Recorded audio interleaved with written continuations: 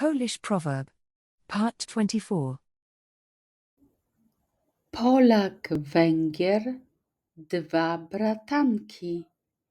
I do szabli, i do szklanki.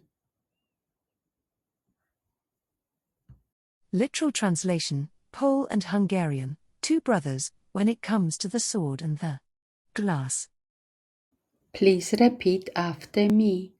Polak. Polak, Węgier.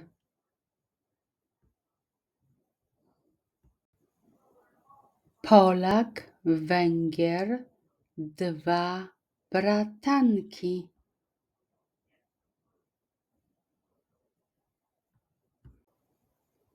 Polak, Węgier, dwa bratanki. I do szabli,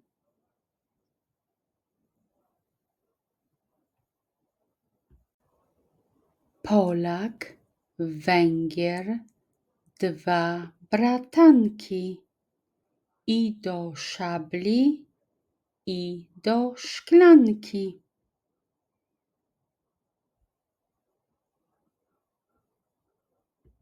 This proverb has no equivalent in English, but there is a literal translation in Hungarian. It refers to the historical friendship between the two countries. That's all for today. See you later.